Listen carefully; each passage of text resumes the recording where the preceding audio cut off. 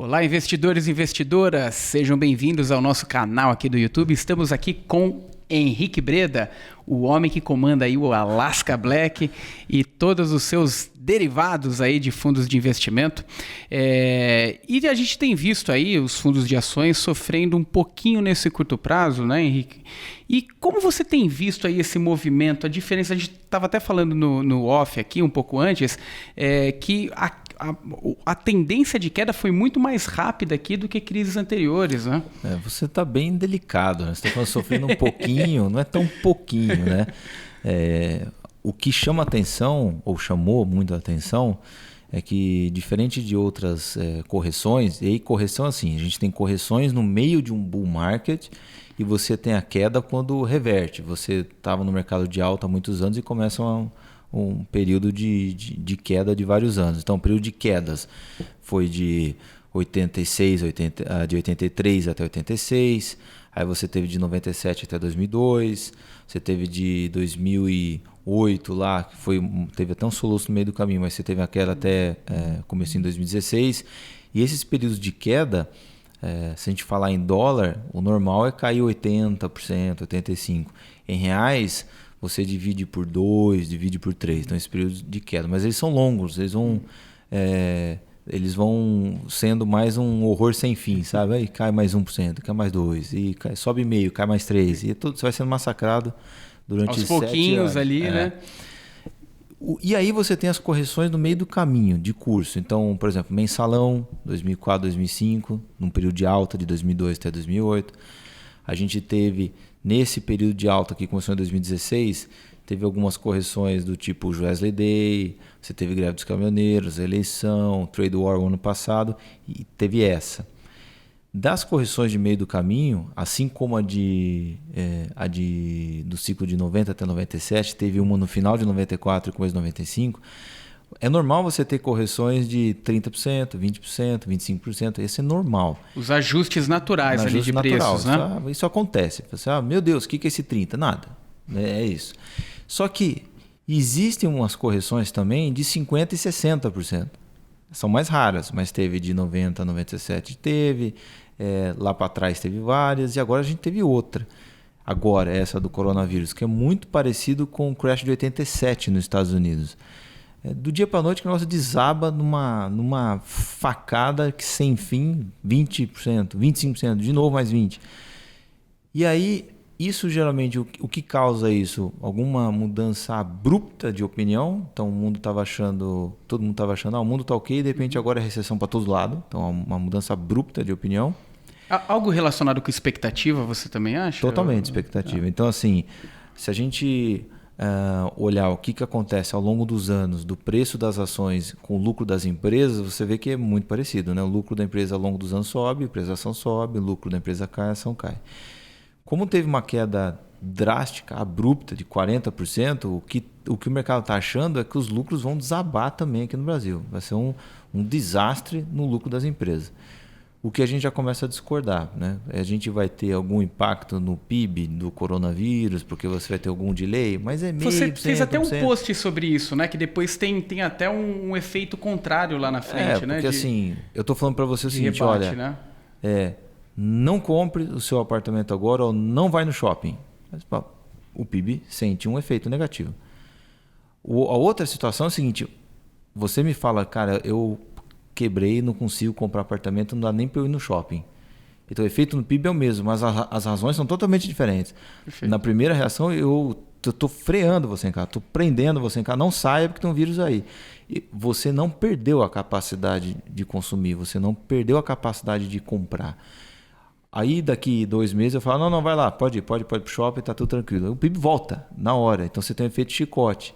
Você tem até reestocagem em alguns setores. Mas alguma coisa vai ficar perdida pelo meio do caminho.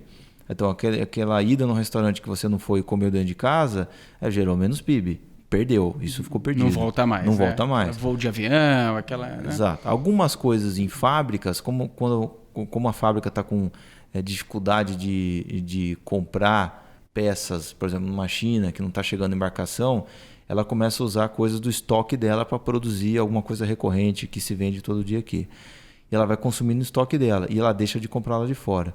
Quando libera, a atividade está começando a voltar ao normal, ela acelera as compras. Então você tem um processo de restocagem.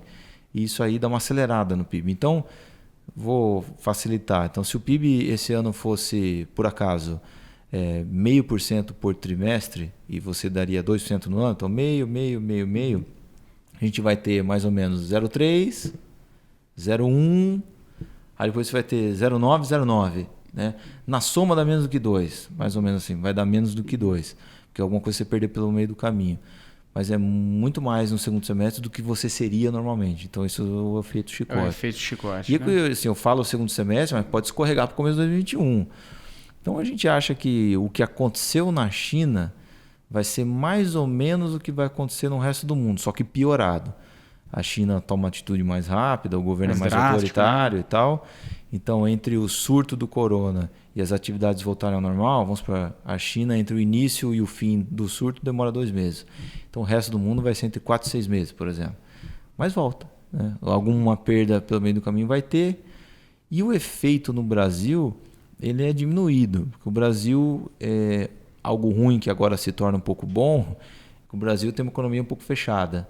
Então, se você pega corrente de comércio do Brasil, quanto que representa importação e exportação, soma os dois, divide pelo PIB, no Brasil é pouco, é baixo.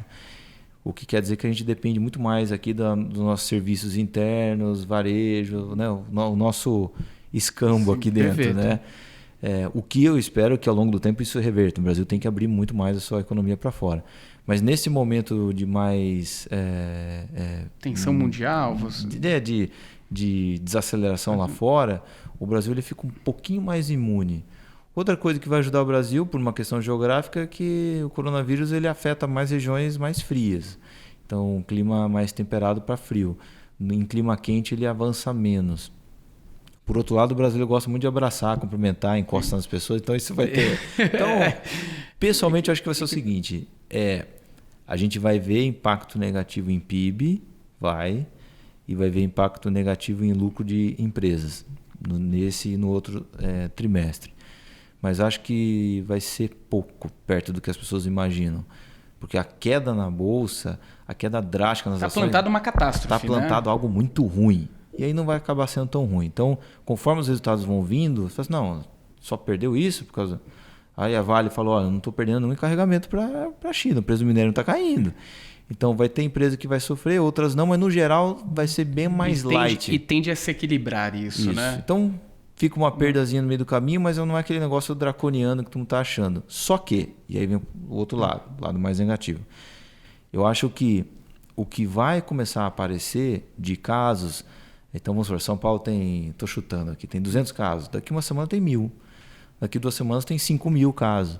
E aí todo mundo vai conhecer alguém que está com infecção e tal. E isso vai fazer muito headline em jornal. Então, no Estadão, Folha, ligou no UOL. Então, corona, o cara está ruim. Isso eu não sei como é que vai ser a reação do mercado. Porque o mercado vai olhar para a notícia vai piorar no Brasil. Vai ter mais escola, mais teatro, mas vai fechar. Por outro lado, acho que resultado de empresas nem tanto. E você tem que colocar nesse bololô aí que o mercado já caiu forte. No geral, eu acho que o mercado antecipou demais já. Então, mas aí eu tô com esse sentimento um pouco confuso de que eu acho que a notícia ainda vai assustar um pouco as pessoas. Ainda pode. Possivelmente a gente ainda tenha bastante volatilidade, mas você acha que os preços já estão em liquidação agora?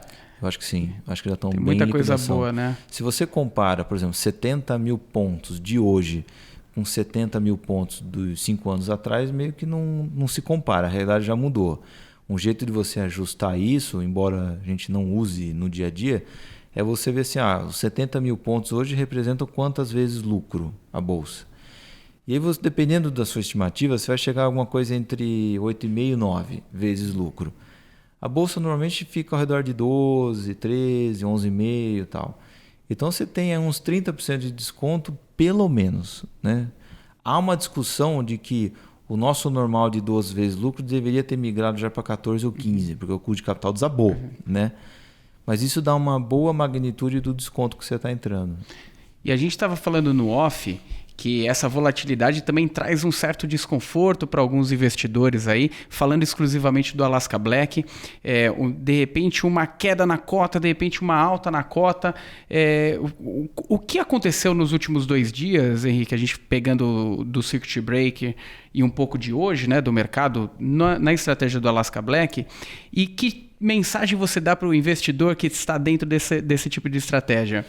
Olha, deixa só os gestores aqui ficarem com problema cardíacos, não fiquem vocês. Então hoje, por exemplo, a gente amanheceu com o Black subindo 5 ou 6%, 2 horas depois foi para 0%, nesse exato momento aqui olhando está com 14%. Então, o pessoal vê uma cota por dia, né? Eu vejo umas 50 por dia, porque eu vejo todo dia, toda hora, minuto em minuto. Sim.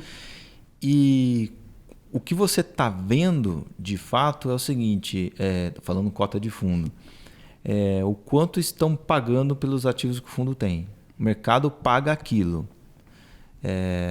E a nossa decisão é a seguinte, a gente vende pelo que o mercado quer pagar ou a gente compra por esse preço? Então, teve um cara que escreveu no Twitter, achei muito bom. Uma pessoa falou o seguinte, olha... Você vai numa peixaria ali, no mercado de peixe, e o pessoal está oferecendo todo tipo de preço, né? Para sardinha, para o robalo. Aí um outro cara falou o seguinte, cara, mas não tem o que você fazer. Se você chegou com o robalo ali, estão querendo pagar só preço de sardinha nele, esse é o preço do mercado, não tem o que fazer. Aí eu falei assim, olha, tem o que você fazer, você não precisa vender, leva o robalo para casa e congela. Vende quando tiver com preço bom ou acima. Né? É hora de você não vender robalo por preço de sardinha, né? A não ser que você precise, né? É uma peixaria, né? O mercado o pessoal, eu pago tanto, não pago. Então as pessoas olham aquilo e elas acham que elas devem acatar o preço que o mercado está oferecendo. Eu falo assim, eu quero pagar 50 mil reais na sua casa. Aí você fala, putz, perdi 600 mil, meu Deus do céu, estão oferecendo só 50. Não aguento mais perder, vou vender por 50, vai. Não faça, sentido, não faça isso. Não faz sentido. Não, mas eu acho bastante importante até mostrar que esse é o momento de manter a paciência, a resiliência. De qualquer forma, eu quero agradecer a prontidão aí, Henrique, que demonstrou aí para o Mais Retorno, tá? Vocês também que estão vendo esse vídeo, clique no canal, dê o seu like, clique no sininho de notificação, se cadastre aí no canal para receber os próximos vídeos. E Henrique, espero que a gente mantenha esse público aí bem informado. Obrigado por ser bem ativo aí nas redes sociais e obrigado por vocês aí que estão nos vendo aqui no YouTube e até a próxima. Obrigado.